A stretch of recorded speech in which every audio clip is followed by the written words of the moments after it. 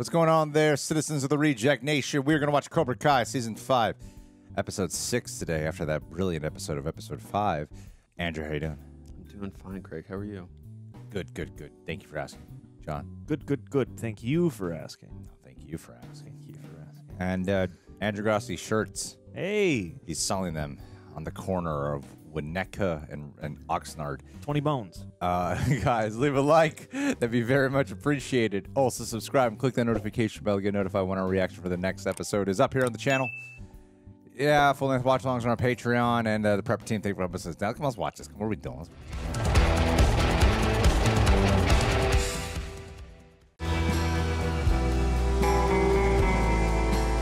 Who are you bringing in? You look like a guy from Phantasm.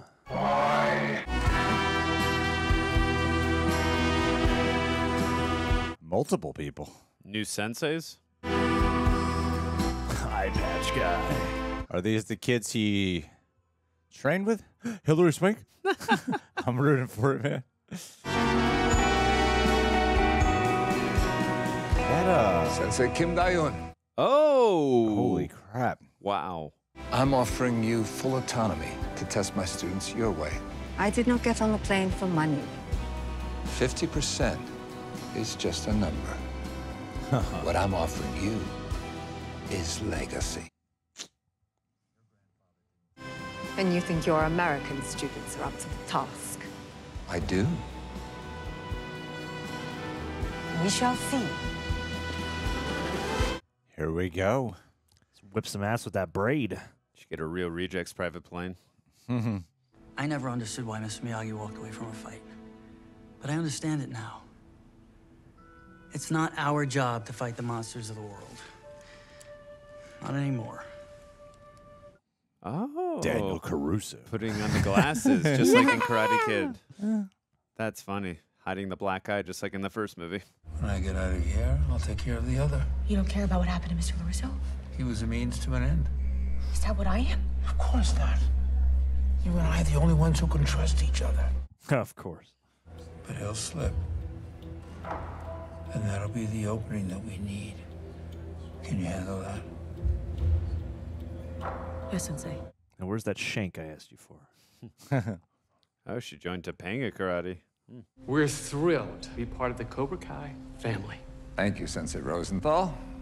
You'll be given a new sensei. You're replacing me, Terry? This wasn't the deal we made at Shabbat services. Integrity Sensei Rosenthal. If you want to be taught by the best of the best, step up and take a gi from Sensei Odell. If you want to quit, then at least take a complimentary thermos. There's poison all around the rim. Your champion stays here. What for? I need to see who the best fighters are in this dojo. You will help me test them. This is crazy. Jesus. It's live. It's happening right now. Perfect. I'm gonna go down there and beat his ponytail ass. You can't just march down there like a one-man army. The hell I can't. Chosen, please say something to him. Amanda-san is right. One-man army, not good. Thank you. Two-man. I come with you. From here on out, these are my cellos. What do you think about that, old man? Be the good soldier. I think that's a fine idea.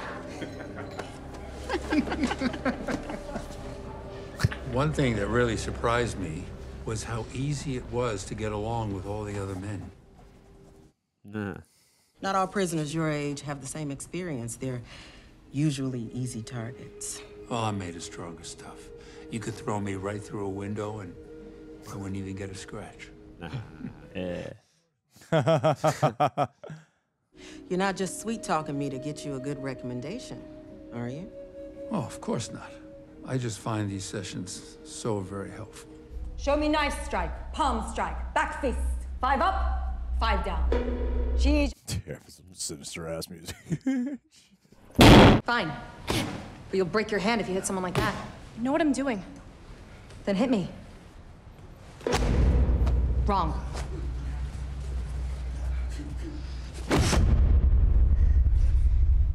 That's a good reaction. You didn't have to come. I can handle this myself. Not likely. Silva, very dangerous. But I'm ready for him this time, and I can be dangerous too. This is so cool. Did he mention how I kicked his ass back in high school? I robbed him while he was on date. Oh, yeah? I pushed him down a cliff.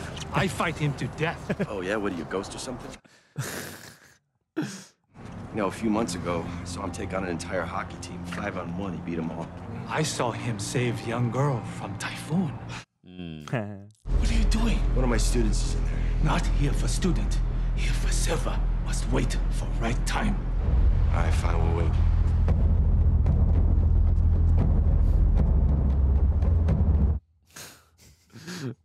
I love them together, man. They're so good.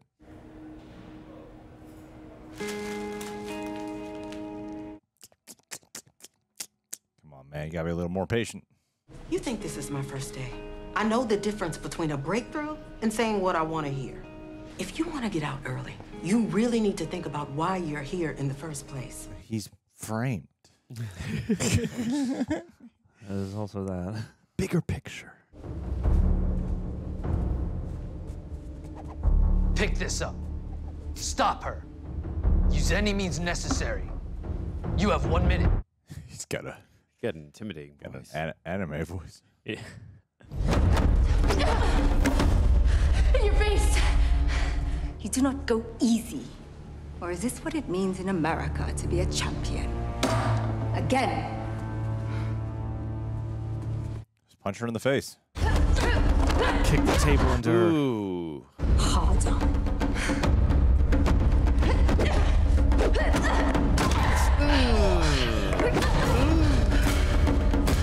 Then harder. Ow. Damn, this is day one.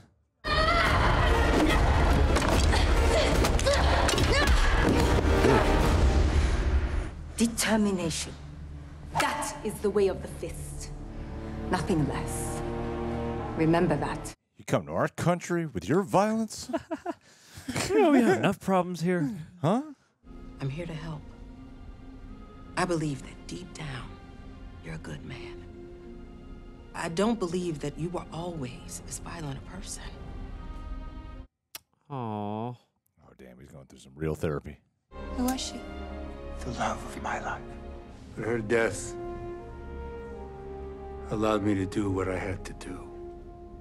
Whatever it took to save yourself. Jeez. After Vietnam, you became a sensei. Taught kids how to fight. I taught them to be strong, to take the anger they feel and turn it into power. What an interesting choice of words. Ooh. You feel angry, John?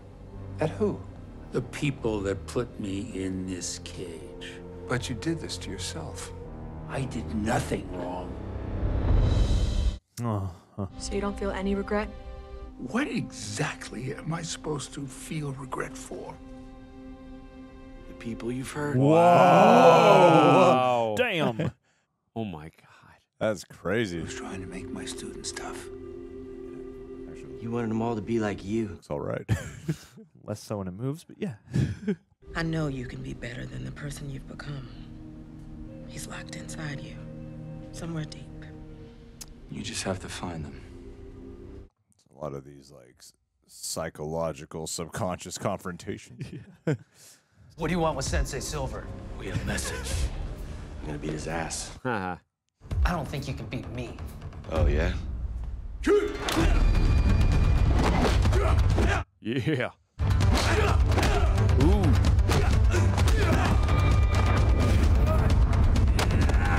Yeah. Yeah.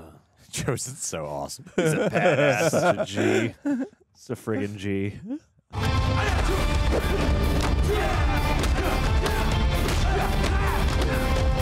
This is awesome music. Woo. Yeah. Yeah. The team up we didn't know we needed but wanted. You must be Chozen Toguchi, far from your pathetic little island, aren't you? And I'm surprised to see Daniel LaRusso has healed from his injuries so quickly. What the hell? I'm not Daniel Russo. We're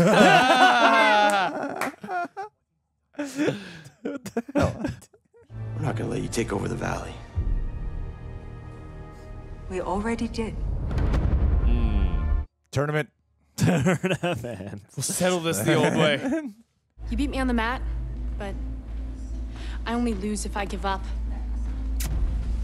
Miss Lee, she'll set you up with a pass in case you want to train after hours. Oh, I definitely will.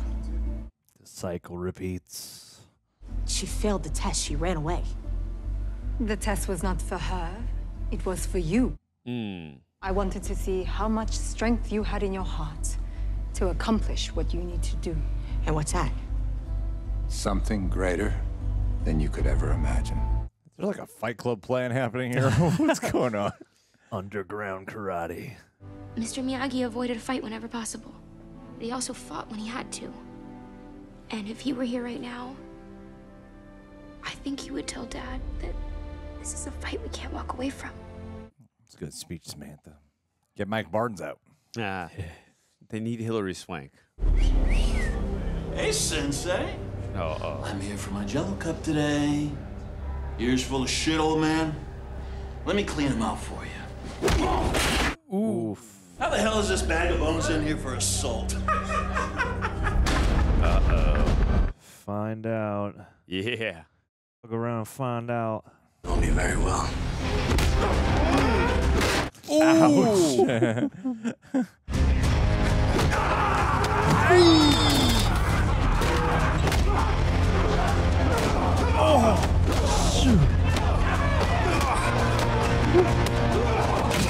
Damn, you were just head slamming everyone. What, you got a shiv?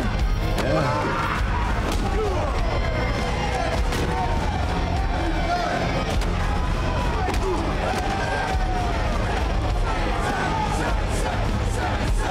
Oh my God, Cobra Kai starts with it here. King of the high school. He's gonna be the kingpin of the prison. You're gonna give me your Jello. You got a problem with that? No. I can't hear you. No. Sensei. That was awesome.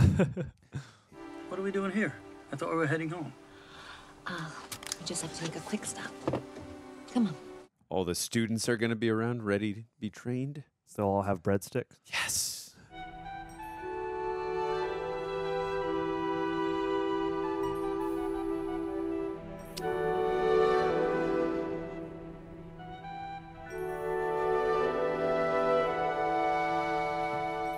Oh. Standing up to Terry Silver.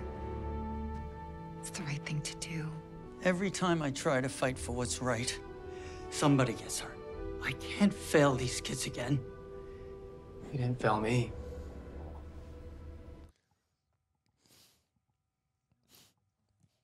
I mean, I should have listened to you about Cobra Kai.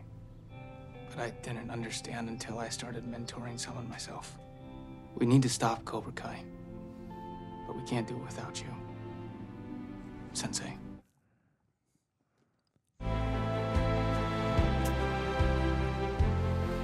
So what do you say, Dad? Will you fight?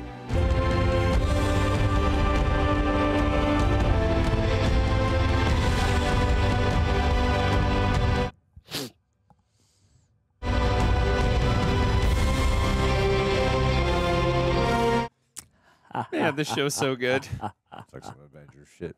Avengers assemble. Man. On your left, Danny.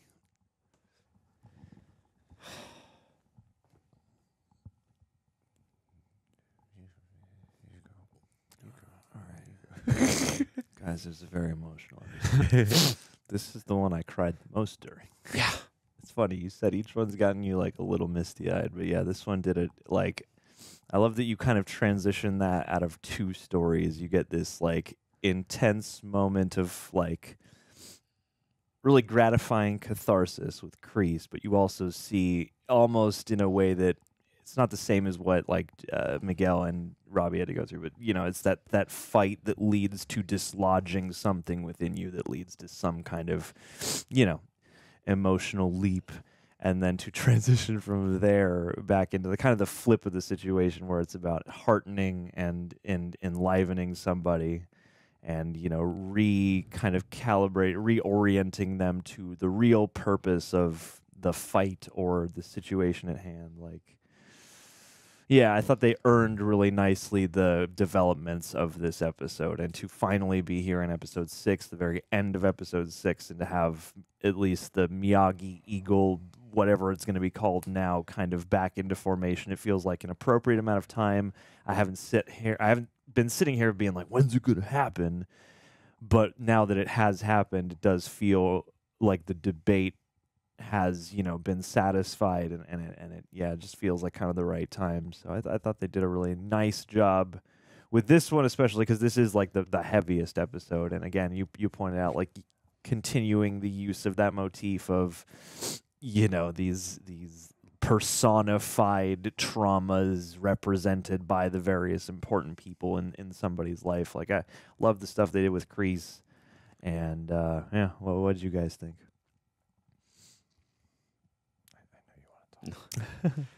All right, really quick, I'll just do the Easter eggs and references before I forget them. The first one was with Daniel, where he has the black eye and he's putting on the sunglasses. That happened in the first Karate Kid film. After the beach scene where he meets Allie, Johnny gives him a black eye. He puts on his sunglasses, and his mother's asking him why he's wearing the sunglasses. That's a reference to that. We get the sensei. Also to anyone who suffers from domestic violence. Okay, and that's a reference to that as well. We also get just to make a really dark joke. Yeah, we got several mentions, but I'm also going to mention it again. They said she was the granddaughter, right, of Master Kim Sung Young. Yeah. The granddaughter of Master Kim Sung Young, who we obviously know is the sensei who trained John Kreese and Terry Silver. We also got the line from Chozen, where he said, too much advantage their dojo. That was a line spoken by Mr. Miyagi in the first Karate Kid, when Kreese says, when they offered him a challenge in his dojo, he said, too much advantage, your dojo. So there was a reference to that line. We also see the piece of paper that says paint the house. That was when Mr. Miyagi went fishing and Daniel had to do the chores while he was still learning wax on, wax off and all that stuff. And we also got the picture of Mr. Miyagi's wife, which was from the first film. Where Mr. Miyagi was drunk and in a very depressed state of mind, and we saw that picture. So those are all my Easter eggs and references. In regards to this episode, rather, I agree with John. This was definitely the heaviest. I wasn't just misty-eyed in this. I was full on crying, especially at the end. It really amazes me. We're in season 5 now, and the level of quality that this show still holds, it's really impressive, because a lot of times shows, when they get, it's just impressive just to get to season 5 if you're a show.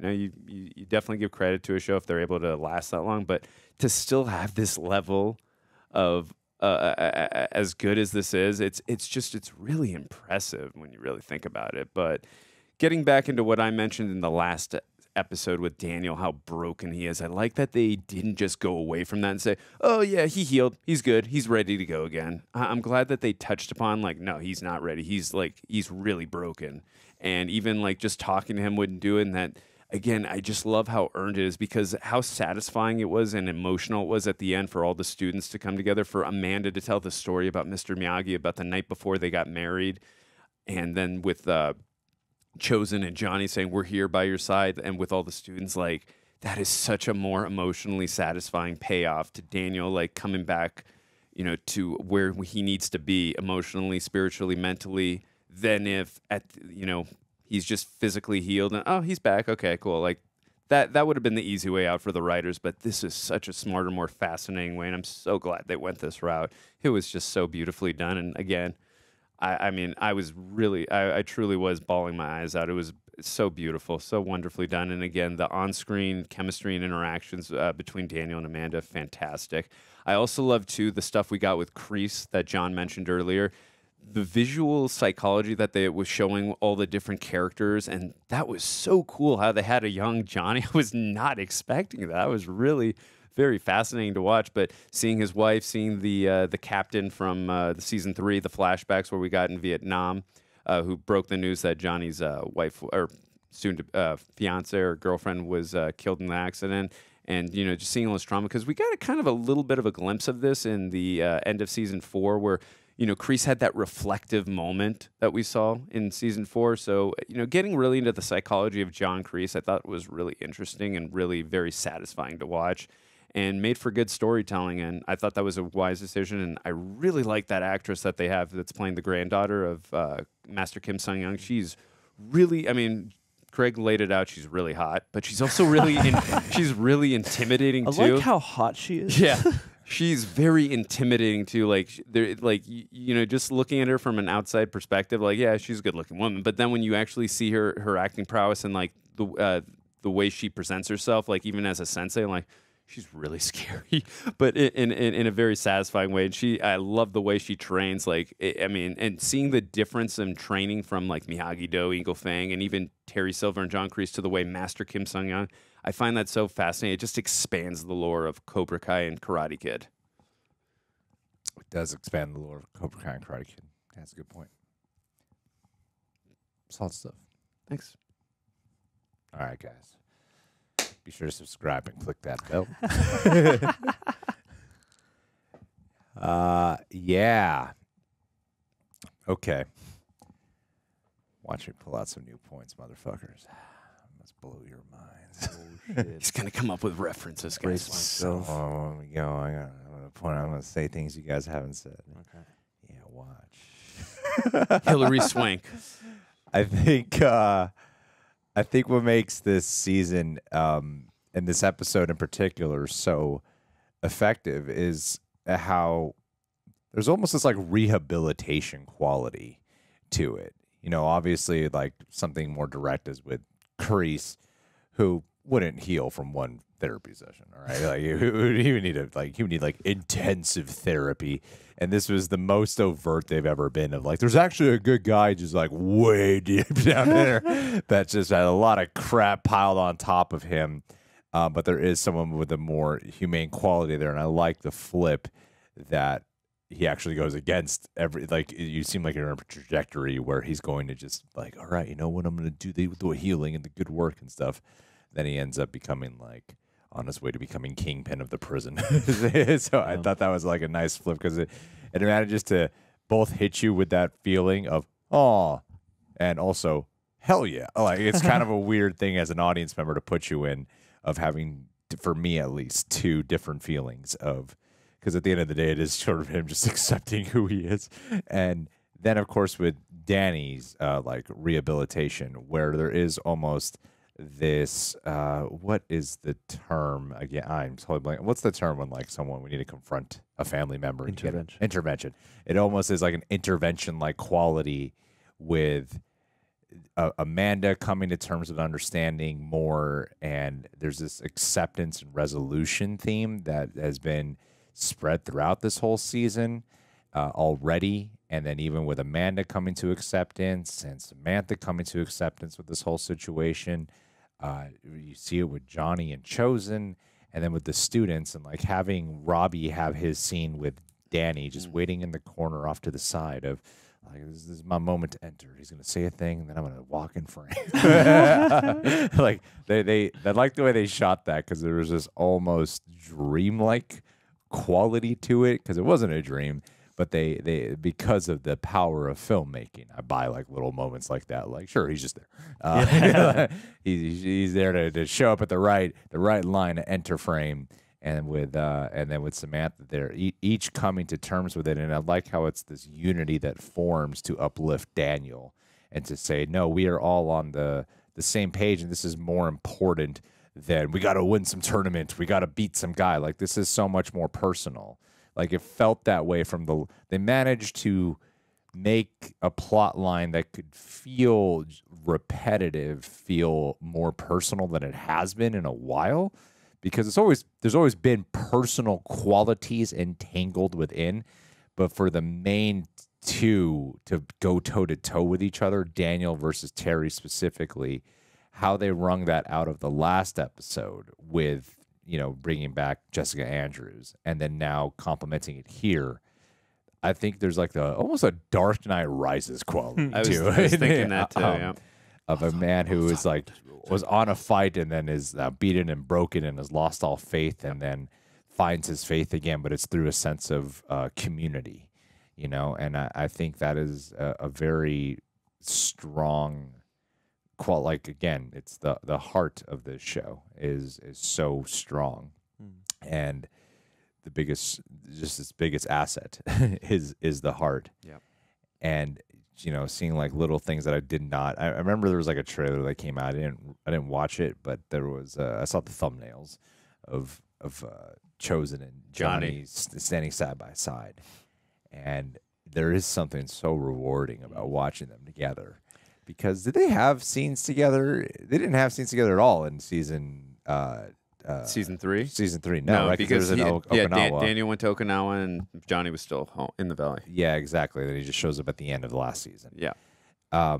So yeah, to see them have scenes together, and there was something so beautiful about the way they talked about their antagonistic relationship, where they're playing tops with each other. Yeah. And then it becomes about why Daniel's so inspirational and why he's so great. And for a season that hasn't painted him in quite the best light, it was neat to bring it back to, oh yeah, you know, he really is a great guy. Yeah. And he really is an inspiring human being who just kind of lost his own path and lost his own light. And even the fact that he gave up this goal of defeating Terry Silver stems from a beautiful sacrifice, which is to preserve his family. Like, even that choice is stemmed in an act of love. So it reminded you, like, oh yeah, this is a great person. And for his former enemies to be bonding over that person who influenced them that much, it adds more strength to the character of Daniel. And so I thought, like, there was this really, again, like the feeling I got was like a strong rehabilitation quality throughout. So yeah, it's a really, really good episode. That's something Mr. Miyagi would be so proud of. True I really was expecting, though, obviously kidding, Mike Barnes to come in and say, but I broke his bonsai tree. Yeah. The gang of senseis is a bit anime. Is the one thing I'm like, this could get a little too broad if they don't flesh it a little bit more. Well, that lead actress is so good that it sells it. Yeah, true. Like the other guy, who I'm sure was hired mainly for his great martial arts skills more than his acting. It's his voice, okay? It was like, this is... You said anime, or I thought of like every time in a Jackie Chan movie, like one of the stunt team gets one line. And it always sounds kind of like that, Yeah. I'm putting on a voice. I'm a bad guy for you to fight. Tough fighter, warrior. Yeah, my whole life I've been training. Yeah, it wasn't very good. But no, it's ridiculous. And I think every season has something that pushes the envelope. You gotta, I think that's the beauty of what Cobra Kai does, is it has to get to the line. Like, just gets close enough to the line of ridiculousness, but don't cross it. Yeah, and like that's the beautiful line that they can ride a lot of the time, is just get right up there, but just don't go over. Yeah, no, absolutely. And I think, you know, this team of like, I guys got the best assassins in the world, and then like whatever this freaking Tyler Durden plan is that Terry Silver has, like, I don't, because normally the seasons build up to like, we got to have a tournament. I mean, I know season 3 didn't, right? That didn't build up to a tournament, even though it did end with, we're gonna fight at the tournament. This is not have a clear direction of what the showdown is supposed to be, and there's something that feels more. I don't know. I'm not sure what the right word is. There's something that feels. It allows you to just kind of stay with the emotions of the characters instead of just advancing the plot, because whenever Terry shows up, it is more menacing because you don't quite know what his ultimate plan is, other than just like corporate Cobra Kai global domination. Well, yeah, it adds a level of like, oh damn, I had the word, now it's gone. But yeah, it gives it this quality where you don't know exactly where it's heading, so it feels like any number of things could happen, and I think that is important for a season like this when you do have so many to look back at and go, oh yeah, you just ended the tournament. Yeah. You know, yeah. I'm also really looking forward to, in these last 4 episodes, just seeing like the main core of kids like really get their moments now to shine, because really through the first 6 episodes, we've gotten glimpses of them at the water park, a few scenes here and there. I mean, Samantha's had her moments, Miguel and Robbie, but like Dimitri, Hawk, and all the Kenny, and a lot of other characters, they've really been more on the sidelines, like haven't really been too much of the focus of these episodes. So I'm really, really fascinated, really interested to see these last 4 episodes, how they really flesh out more of those characters and we get back into those storylines, because the first 6 have been great, no complaints from me, but I'm curious to see how they insert those characters now and just let them, flesh out those characters even more so, and, going from there. I'm really curious and fascinated to see. Just worried for Devin. I mean, not that I like those characters. I think part of what's made every episode so strong is that they've only chosen to really focus on a few, though. Yeah, no, for sure. As opposed to, we got like a cast of 40 people. No, I totally agree with you, but I think like in the first 4 seasons, they've done a good job. While I agree with you, they've done a great job of definitely been pushed to the background. No, but just they can handle an ensemble cast, like they can do. Yeah, and they just expanded the cast for this episode. And then even getting I think what the show does really well, then we should definitely end it. I think what the show does really well is like the patience of waiting to learn more about someone's backstory. Like we've learned more about Amanda than ever.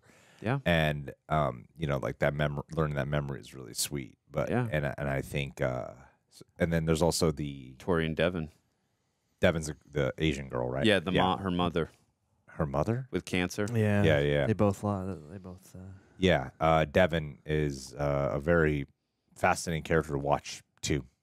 That strange sense of determination and resilience, and so which bodes great for Cobra Kai. Well, yeah. Now Tori can see from the outside. She can have her own Robbie and Kenny moment. Yeah, that's what they do. They all get replaced. All right, guys. Well, thanks for being here. Keep a lookout for our next reaction, and let's end this with a Patron.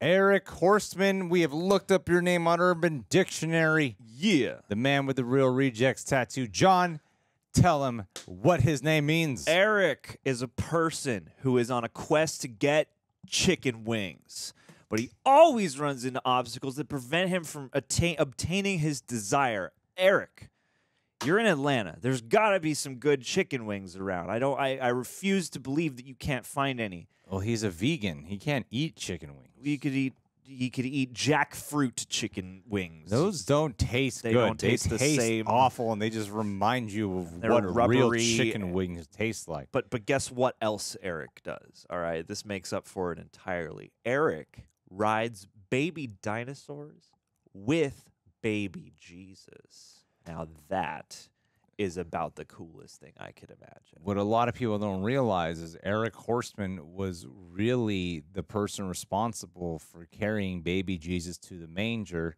where the 3 kings greeted him with gifts. He was the donkey. He rode baby Jesus on with a dinosaur. He rode in on a dinosaur with baby Jesus on his suffocated back. Baby Jesus all the way to that little stack of hay, just looking for some chicken wings. And he just wanted some food, and then 3 people showed up gifting this baby, and not one of them had chicken wings. One chicken wing in the bunch. One had chicken wings not for Eric. One wing among them. A bunch of assholes those kings were. Yeah. Why we sing about them when we should be singing about Eric in church? He got so disillusioned by it all and dehydrated from the desert walk that when the drummer boy came by, he saw a chicken and he ate that drummer boy. That's right, man. And from that day forward, Eric vowed never to eat meat again. Because, children could get hurt. It's a real thing. It's good, Eric. It's a sacrifice that's very noble. Stop eating children, man. That's the lesson of the story. Thank you.